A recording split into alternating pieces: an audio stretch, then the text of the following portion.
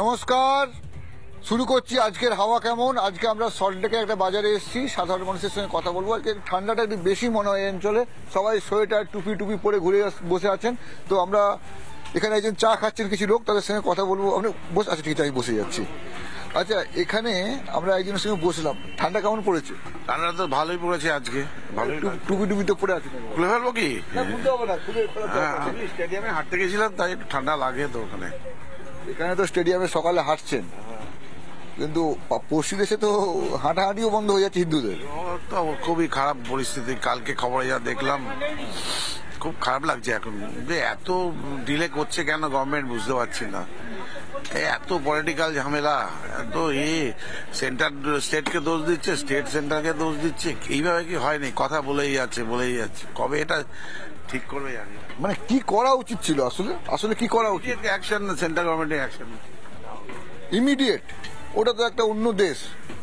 আরে আমাদের হিন্দুরা তো মরছে না ওখানে, দেশ তো কি আছে, হিন্দুদের জন্যই তো সমস্ত বর্ডার সিকিউরিটি ঝামেলা, বেড়া দিতে দেবে না, এইসব না, কত ঝামেলা চলছে। খুব খারাপ লাগছে না, সহ্য করতে পারছে না। আমার মা বাবারই তো ওখান থেকে অনেক কষ্টে বেরিয়ে এসছে না। শুনতাম, মায়ের কাছে গল্প শুনতাম, হিন্দু মেয়েদের রাত্রেবেলা তুলে নিয়ে যেত, তারপর সকালবেলা ফিরিয়ে দিত, এরকম অনেক গল্প শুনেছি। তো এখানে ওনার একটা শিকড় ছিল বাংলাদেশে, তাই তো? সে তো ছিলই বাংলাদেশের সঙ্গে। সবই তো বাংলাদেশের যত বড় বড় লোক আছে, এই বাঙালি আমি দেখছি ম্যাক্সিমামই তো বাংলাদেশে। রবীন্দ্রনাথ ঠাকুর থেকে আরম্ভ করে ম্যাক্সিমাম, জ্যোতি বসু, তাদের বাড়ি রয়েছে, সব তো ভেঙে দিচ্ছে। ওদের স্মৃতি বলে কিছু রাখবে না বাঙালির ওরা। আর সেন্ট্রাল গভর্নমেন্ট চায় না যে বাঙালি ভালো হোক। ওরা যারা বলছে বাঙালি মানে কি, তাহলে ওরা কি বাঙালি নয়? বাংলাদেশে যারা থাকে হিন্দু বাঙালি বলা হচ্ছে, হিন্দু বাঙালি। ওরা বাঙালি হলে কি হবে? ও তো হিন্দু বিদ্বেষী না, এই তো চলছে। মানে ওদের তাহলে সঠিকভাবে বাঙালি আমরা বলবো না। মানে হিন্দু বাঙালি এক ধরনের, মুসলিম বাঙালি এক ধরনের। কমিউনাল ঝামেলাটা তো শুরু করেছে ওখানে। এখন কি পরিস্থিতি, কি দেশটা তো বিচ্ছিন্ন গেছে। এখনো কন্ট্রোল কে করবে, কন্ট্রোল জানি না। ইলেকশন হবে কবে সেও জানি না। তাই ইলেকশন হলেও হিন্দুদের যে বেশি বেশি যাবে সেও নয়, ঠিক নয়, জানি না। এখন যারা ইউনিস যদি থাকে তাহলে তো হয়ে গেল। ইউনিস থাকলে কাটাকাটি যেমন চলে তেমন সেরকমই চলবে। শেখ হাসিনা তো এখানে রয়েছে। হ্যাঁ, শেখ হাসিনা এখানে রয়েছে। শেখ হাসিনা ওরা অ্যাকসেপ্ট করছে না। হয়তো একটা সময় আসবে, তখন সেখানে বয়সও বেড়ে যাবে, হয়তো বয়স বেড়ে যায়। আমি একটা জিনিস যেটা বুঝতে পারছি যে উনি কথা বলছেন, একটা কষ্ট থেকে কথা বলছেন। ওনার মানে শিকড় ওখানে আছে, সেই জায়গাতে একটা কষ্ট থেকে উনি বলছেন একটা ডাইরেক্ট অ্যাকশন হয়ে যাক, অনেক হয়েছে, আর নয় এই টুকটাক ব্যাপার, আর নয়। বাংলাদেশের দরকার নেই, অনেক কথা হয়েছে, হিন্দুদের বাঁচাতে হবে, সেন্ট্রালের ইমিডিয়েট অ্যাকশন নেওয়া দরকার। আপনি কি মনে করেন? আপনি তো কম বয়স ওনার থেকে অনেক। হ্যাঁ, কম বয়স অবশ্যই, এবং আমারও শিকড়টা বাংলাদেশের সঙ্গে জড়িয়ে। হ্যাঁ, ঠিক আছে। এখন যেটা হচ্ছে সেটা একদমই মানে ডিজায়ারেবল নয়। এখন প্রবলেম হচ্ছে, আপনি গ্লোবাল স্ট্যান্ডার্ডে বলুন আর ডোমেস্টিক স্ট্যান্ডার্ডে বলুন, যেখানেই বলুন, এগুলো সব পলিটিক্যাল এজেন্ডা। কোনো না কোনো এজেন্ডা ছাড়া এইগুলো কখনো হয় না। আজকে যেটা হচ্ছে তাতে সাধারণ মানুষের, এপার বাংলার বলুন ওপার বাংলার বলুন, মানুষ তো মানুষই। একটা বাচ্চাকে যদি আপনাকে দিয়ে দেওয়া হয়, দুটো বাচ্চাকে আপনি ডিফাইন করতে পারবেন না কোনটা হিন্দু বাচ্চা কোনটা মুসলিম বাচ্চা। এগুলো আমরা ডিফাইন করি আমাদের এজেন্ডার উপর বেস করে। তো আজকে কেউ আমরা হিন্দু সাপোর্ট করি, কেউ আমরা মুসলিম সাপোর্ট করি, বাট এগুলো মানে যুগ যুগ ধরে রয়েছে। এটা আজকে আমরা হাইলাইট করছি, পুরোটাই আমাদের এজেন্ডা বেস। ঠিক আছে। তো আমার মনে হয় যে এটা একটা ইউএন এর ইন্টারফিয়ারেন্সের দরকার আছে, এবং এখানে একটা শান্তিপূর্ণ একটা মানে এর একটা সমাধান সূত্র খুঁজে শান্তি সেনা পাঠানো দরকার, বাংলাদেশ পাঠানো অবশ্যই দরকার আছে। তার কারণ হচ্ছে আজকে যে সরকারটা এখন কন্ট্রোল করছে বাংলাদেশকে, কোনো সরকারই নেই তো না, ইউনিসের আন্ডারে যে টিমটা যে কন্ট্রোল করছে সেটা পুরোটাই আপনার ব্যুরোক্র্যাটের টিম, এবং সেটা কখনোই সাধারণ মানুষের কথা ভেবে নয়। কারণ আমি নিজে ওই দেশে প্রায় 4 বছর চাকরি করে এসেছি, এবং আজকে চাকরি করেছেন। কোথায় থাকতেন আপনি? আমি ঢাকায় থাকতাম। আচ্ছা। আমি ঢাকায় থাকতাম এবং আমি দেখছি আজকে 160 টাকা দিয়ে তারা পেঁয়াজ কিনছে। তাও তো ভারতবর্ষ থেকে যাচ্ছে। ভারতবর্ষ থেকে যে পরিমাণ যাচ্ছে সেটা অনেক কম যাচ্ছে, ঠিক আছে। তো আমার মতে এই যে পলিটিক্যাল ওয়ারটা, আর এই ওয়ারটা শুধু বাংলাদেশের আভ্যন্তরীণ নয়, এর ভেতরে আপনার গ্লোবাল অনেক রিসোর্সেস অ্যাড আছে। কারণ একটা মানি ফ্লো না হলে এই ধরনের আপনার মুভমেন্ট কিন্তু হয় না। ছাত্রলীগ বাংলাদেশে অনেক স্ট্রং, আমি 4 বছরে দেখে এসেছি, কিন্তু ছাত্রলীগের এজেন্ডা অনেক ক্লিন অ্যান্ড ক্লিয়ার। তারা শুধু একটাই জিনিস চায় যে রাস্তাটা যখন আমরা চলবো, জীবনের রাস্তাটা, সেটাতে যেন কেউ বাধা হয়ে না দাঁড়ায়, কোনো পলিটিক্স যেন সে রাস্তাটাকে নোংরা করতে না পারে। এটা হচ্ছে তাদের বেসিক এজেন্ডা। এবারে যে পয়সা করি এখানে ইনফিউজ করা হয়েছে এই মানে ব্রেকআউটটাকে কন্ডাক্ট করানোর জন্য, এখানে বাংলাদেশের আভ্যন্তরীণ নয়, এখানে বাইরের শক্তি। ওখানে তো হিন্দুদের কাটছে। এটা হিন্দুদের কাটানো হচ্ছে, আগে কাটানো হতো না। আগে কাটানো হতো না। এত কমে গেল কি করে? 33 থেকে 7% নিচে নেমে গেছে। এটা নেমে গেছে, তার কারণ হচ্ছে প্রচুর লোক এখানে চলে এসছে। আপনার কেন চলে এসছে? ওখানে নিশ্চয়ই কিছু ছিল। দেখুন, আবার কথা আমি আপনাকে বলছি, এখানে যে সমস্ত পরিবার, ধরুন আমরা তো পুরো পরিবারটাই চলে এসেছিলাম এখানে। এবার যারা ধরুন আসতে পারেনি, এখনো বেড়ার এপারে কিন্তু অনেক পরিবারের অর্ধেক অংশ এখানে রয়েছে। এবার ধরুন আপনি বলুন এমপ্লয়মেন্টের সুবিধা অবশ্যই ওখানকার থেকে এখানে অনেক বেশি। তারপরে আমাদের পলিটিক্যাল এজেন্ডার জন্য অনেক লোককে এখানে আশ্রয় দেওয়া হচ্ছে, যেগুলো আপনি টোটালটাই আপনার নয়, মানে এইসব যে কোনো কারণই হোক। আমি ধরুন, আপনি কোথায় থাকেন? সল্টলেকে থাকেন, আপনি সল্টলেক ছেড়ে আপনার জমি ছেড়ে আপনি চলে যাবেন, নিশ্চয়ই কোনো কারণে যাবেন। কেবলমাত্র চাকরির জন্য যাচ্ছেন, চাকরির জন্য আপনি যেতে পারেন একজন, কিন্তু সেটা পার্সেন্টেজ তো এত হতে পারে না। তাহলে অন্য কেউ তাড়াচ্ছে আপনাকে, সেজন্য পালাতে বাধ্য হচ্ছেন। অবশ্যই একটা প্রক্রিয়া তো ওখানে হচ্ছে, যেখানে দখলদারির একটা ধারাবাহিক প্রক্রিয়া চলছে। ধারাবাহিক প্রক্রিয়া এদিকেও আছে। এখন যেটা হচ্ছে, আমি যেটা দেখতে পাচ্ছি, মানে গত কিছুদিন ধরে এমন একটা দিন নেই যে হিন্দু মন্দির ধ্বংসের খবর আসছে না। কালকেই, গতকাল, আপনি তো জানেন, খবর দেখেন, টিভি দেখেন, মন্দির ভেঙে দিচ্ছে। এখন তো নতুন ছক করছে ওরা, যে ছকটা ডাকাতি ডিক্লেয়ার করে ওটাকে মন্দিরগুলোকে ভাঙা। হ্যাঁ, এগুলো তো মানে বিজ্ঞানের সম্মত হবে হিন্দু নিধন, এইটা তো অবশ্যই আছে। কিন্তু এই ব্রেকআউটের আগের থেকে আমি আপনাকে বলি, যেহেতু সল্টলেকে আমরা বহু পুরনো বাসিন্দা, আপনি জিডি আইল্যান্ডের পেছন দিকে যান, ওখানে গিয়ে দেখুন অলরেডি প্রচুর বাংলাদেশি এবং রোহিঙ্গা ওখানে তাদেরকে আশ্রয় দেওয়া হয়েছে। এটা কিন্তু আজকের নয়।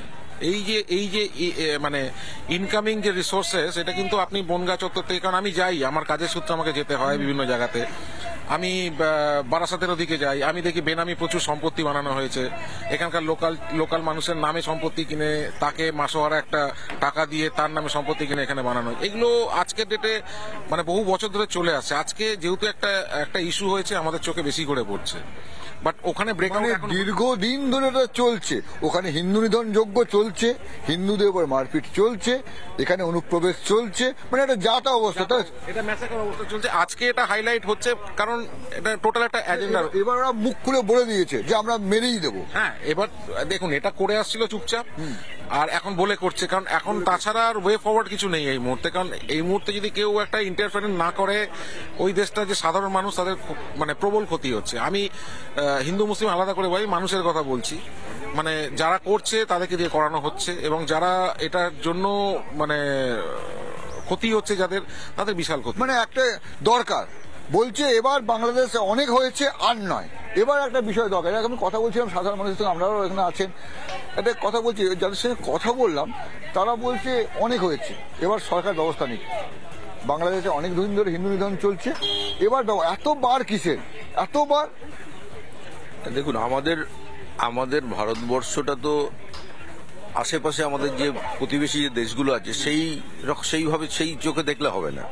ভারতবর্ষের আজকের মানে বিগত গভর্নমেন্ট যারা ছিল, তারপরে এই গভর্নমেন্ট আসার পরে ভারতবর্ষকে যে জায়গায় নিয়ে গেছে, আজকের অর্থনীতির দিক দিয়ে বলুন, সামরিক দিক দিয়ে বলুন, আজকের সবাইকে সেইভাবে ভেবেচিন্তে কথা বলতে হবে ভারতবর্ষের এগেনস্টে কথা বলতে গেলে, এবং ভারতবর্ষকে সেইভাবেই চলতে হবে। যদি এখন একটা পররাষ্ট্র নীতি, সেখানে আমরা এখানে বসে আমরা এইটুকু ভেবে নিতে পারি না যে আমাদের ওখানে যে সংখ্যালঘু, ওখানে যারা সংখ্যালঘু আছে, আমাদের হিন্দু ভাইদের উপরে যেগুলো যে সমস্ত অত্যাচার চলছে, সেগুলো আমরা এখান থেকে বসে কিছু করতে পারবো না। সেটা আমাদের গভর্নমেন্টকেই নিতে হবে, এবং সেই গভর্নমেন্টকে নেওয়ার জন্য আজকের এটাও তো ভাবতে হবে যে আজকের 1947 সালের পর থেকে দিনে দিনে বাংলাদেশ এবং পাকিস্তানে যেভাবে হিন্দু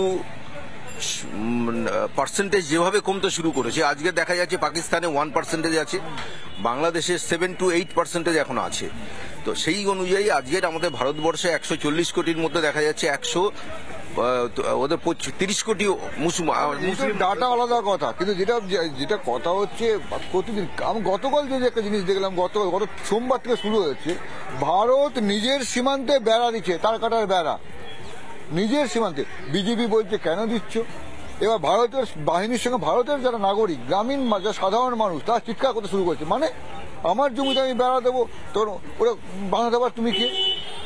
মানে একটা দুপক্ষের মধ্যে যে জায়গাটায় পৌঁছেছে এখন, মানে এত ওদের বারফটটা কি করে হলো, এত ফুটানিটাই হলো কি করে বাংলাদেশে? বাংলাদেশ তো ভারত তৈরি করেছে। এটার একটা ওরা এই মুহূর্তে যে ফরেন পলিসিটা নিয়েছে, যে ওরা কোনো পলিসি আছে নাকি? না, পলিসি না, এই মুহূর্তে ওরা যে এটা নিয়ে রাস্তায় হাঁটতে চাইছে, যে ভারতবর্ষকে কোনো রকম ভাবে উত্তক্ত করে একটা বিশ্বের কাছে এরকম একটা হেয় প্রতিপন্ন করতে চাইছে যে আমরা আমাদের আজকের ছোট দেশ, একটা বৃহৎ একটা দেশ আমাদের উপরে আজকে আক্রমণ করছে, এই রকম একটা ছবি তুলে আনতে চাইছে। কিন্তু ভারতবর্ষকে তো সেভাবে খুব সমঝে চলতে হবে। কিন্তু এটাও তো দেখতে হবে যে ওখানে যে সংখ্যালঘু আমাদের হিন্দু ভাইরা আছে, তাদের উপরে যে নির্যাতনটা হচ্ছে, সেটাও আমাদের ভারত সরকারকে সমানভাবে গুরুত্বটা দিতে হবে।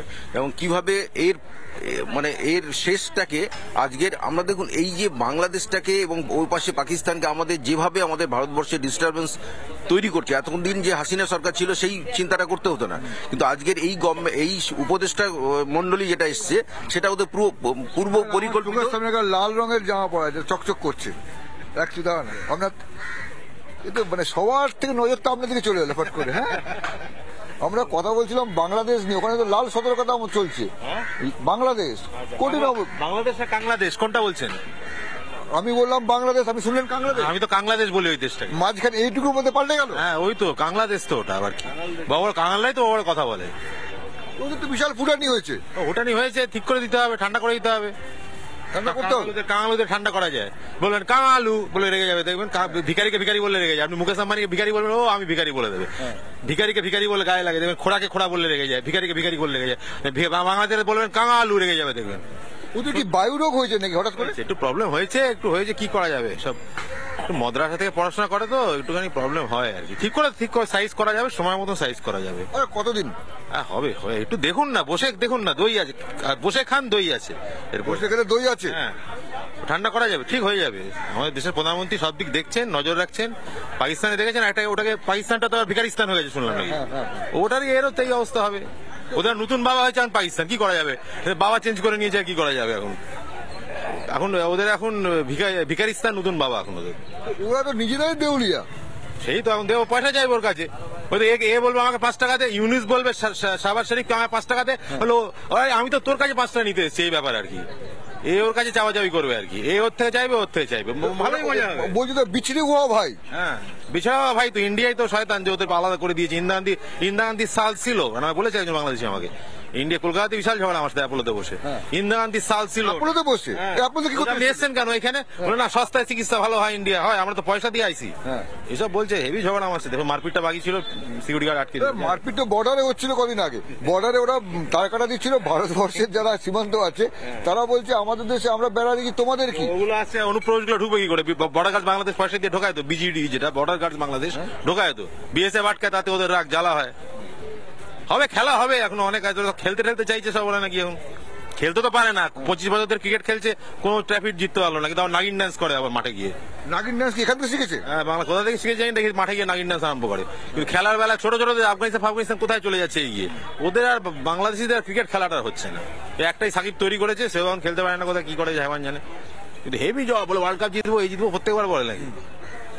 এদের একটু প্রবলেম আছে, এতেই প্রবলেম আছে, জন্মসূত্রে এটা বলা উচিত। যাই হোক, ছেড়ে দিন, ওদের আসলে অনেকগুলো বাবা, প্রবলেম আছে। ওরা তো বলছে ওরা নাকি মোহাম্মদ কাসিমকে পুজো করছে, যে আক্রমণ করছে। ৭০ সালে পাকিস্তান আর্মি অনেক অসভ্যতামি করেছিল ওখানে মহিলাদের সাথে, সেই জন্য ওদের অনেকগুলো বাবা হয়ে গেছে। প্রবলেম এটা অফিসিয়ালি বলা, মিডিয়াতে বলা একটু মুশকিল আছে। ৭১ সালে ওদের অনেক মেয়েদের সব জানেন তো কি করেছিল, ধরে সব ওদের বাবার পরিচয়ের একটা প্রবলেম আছে ওদের। এটা তো হবেই। না ইংলিশে যাদের কি ফাস্টার্ড বলে না এটা? না না সে ঠিক আছে, কিন্তু ওরা তো শুনলাম ওই ওখানে নাকি মানুষ তো দেখবেন দু পুরুষ তিন পুরুষ বাবার নাম কি দেখবেন আটকে যাবে, কারণ বাবার নাম যে প্রবলেম আছে তো ওটাতে। সেই সোনার বাংলা কি হলো? ওদের মধ্যে অনেকজনই দেখবেন বাবা দেখবেন ওদের দেখবেন অনেক বাংলাদেশির অবৈধ সোলজার, পাকিস্তানের সোলজারদের অবৈধ সন্তান, প্রবলেম তো হবেই।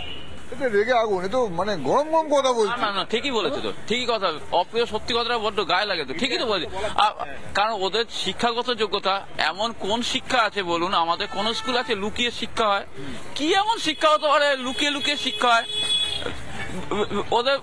ওদের মতো যে কথাটা বলেছে এরকমও শোনা যায়, মানে বাবার বন্ধু হিজাব পরে চলে যায় তার মায়ের কাছে। না না না সেসব তো আমরা কথা বলছি, আপনি তো মন দিয়ে শুনছেন। বাংলাদেশের খবর জানেন কি? হ্যাঁ, বাংলাদেশের অবস্থা খুব খারাপ। খারাপ বলতে আমাদের এই যে হিন্দুদের খুব ইয়ে করছে, অত্যাচার করছে, মন্দির টন্দির সব ভেঙে দিচ্ছে। মন্দির হিন্দুদের উপর অত্যাচার হচ্ছে, তো ওখানকার হিন্দুরা তো বলছে যে অত্যাচার চলছে। হ্যাঁ চলছে তো। ভারতে আপনার কি মনে হচ্ছে? আমার মনে হচ্ছে যে ওই বর্ডার আটকে দিয়ে সিল করে দেওয়া ভালো। ফিল করে দেওয়া ভালো। আচ্ছা আমি একজনের সঙ্গে কথা বলছি, আরেকজনের সঙ্গে দাঁড়ান, আরেকজন তো দাঁড়িয়ে আছে এখানে চুপচাপ। আসুন বলছি বাংলাদেশে যে এই ঘটনাগুলো ঘটছে, তো আপনি তো ঠান্ডায় বসে গেছেন, টুপি পরেছেন, জ্যাকেট পরেছেন, বাংলাদেশে হিন্দুদের তো অবস্থা খারাপ, ওরা তো কাঁপছে। আপনি ঠান্ডা না কাঁপছে না ওরা?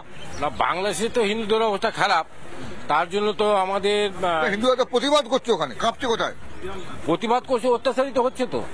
প্রতিবাদ করলে অত্যাচার হচ্ছে না তো। আমাদের যে মহারাজ আছে তাকে তো অ্যারেস্ট করে রেখেছে, মানে কোনো কারণই নেই, সে নির্দোষ, তাকে বলছে উগ্রপন্থী। তাহলে এছাড়া কি জাত ওরা? ওদের তো বাপ ভাই ঠিক নেই। আগে ছিল ইন্ডিয়া বাপ, ইন্ডিয়া যদি বাপ না থাকতো তাহলে বাংলাদেশ স্বাধীন হতো না। আর তাকে এখন ভুলে যাচ্ছে, ওরা তো সেকেন্ডে বাপের নাম ভুলে যায়, সেকেন্ডে বদলে যাচ্ছে। এই অবস্থায় আরো দুজন দাঁড়িয়ে আছে। বাংলাদেশের খবর শুনেছেন আপনি? কি পরে এত টুপি এগুলো কি করে আছেন এগুলো? আরে ঠান্ডার জন্য সব পরে আছি। ঠান্ডার জন্য পরে আছেন? হ্যাঁ, বাংলাদেশের খবর সবাই জানে, বাচ্চারা থেকে বুড়োরা পর্যন্ত সকলেই জানে বাংলাদেশের খবর। কে না জানে? সবাই জানে। অবস্থা তো খুবই জটিল অবস্থা। ইমিডিয়েট অ্যাকশন নেওয়া উচিত। ইমিডিয়েট অ্যাকশন নেওয়া উচিত। সবাই বলছে ইমিডিয়েট অ্যাকশন। হ্যাঁ অবশ্যই। আপনি কি বলছেন? ইমিডিয়েট অ্যাকশন অবশ্যই। ওখানে একটা গোপাল পাটা দরকার এখন। গোপাল পাটা 1947 আমাদের এখানে গোপাল পাটা যেরকম কেটেছিল, ওখানে এখন গোপাল পাটাটা দরকার, যে ওখানকে মুসলিম ভাইদের সেরকম ভাবে রিভোল্ট করতে পারবে। রিভলিউশনারি একটা মেসেজ দরকার। যেভাবে বাংলাদেশি হিন্দুদের কাটা হচ্ছে, সেভাবে একটা রিভলিউশনারি মেসেজ দরকার, ইন অ্যাকশন দরকার একটা। এই তো একটা রিভলিউশনের মেসেজ আছে, বলছে আরেকটা গোপাল পাঠা দরকার বাংলাদেশে। দরকার নেই? হ্যাঁ দরকার তো আছেই। বাংলাদেশের হিন্দুদের উপর তারা হচ্ছে, খবরগুলো তো পুরো পাচ্ছি না আমরা, খালি খবরটা অনেক চেপে দিচ্ছে। কিন্তু যতটা শুনছি এখানে অনেক কলকাতায় হিন্দু কিছু এসছেন, সারা সিটা একদিন গেছিলাম অফিসের কাজে, দেখলাম হিন্দুদের ওর বলছে না দাদা ওখানে খুব অত্যাচার হচ্ছে, মন্দিরে প্রবলেম হচ্ছে। কি করা যাবে? দরকার, নাহলে তো এইভাবে আটকানো যাবে না। কি করা যাবে? একজন বলছে ভারতবর্ষের একটা এবার ব্যবস্থা নেওয়া দরকার, একজন বললো গোপাল পাঠাকে পাঠানো দরকার। একটা বাংলাদেশ নিয়ে অনেক রকম কথাবার্তা চলছে। এই জায়গায় দাঁড়িয়ে আজকের হাওয়া কেমন গরমাগরম হলো এখানে মানুষ অনেক রকম কথা বললেন, তাদের নিজস্ব মনের কথা বললেন। আগামীকাল ঠিক এই সময় আমরা আবার জানবো হাওয়া কেমন, মানুষের মনের কথা জানতে অন্য কোনোখানে। আজকে হাওয়া কেমন এই পর্যন্ত।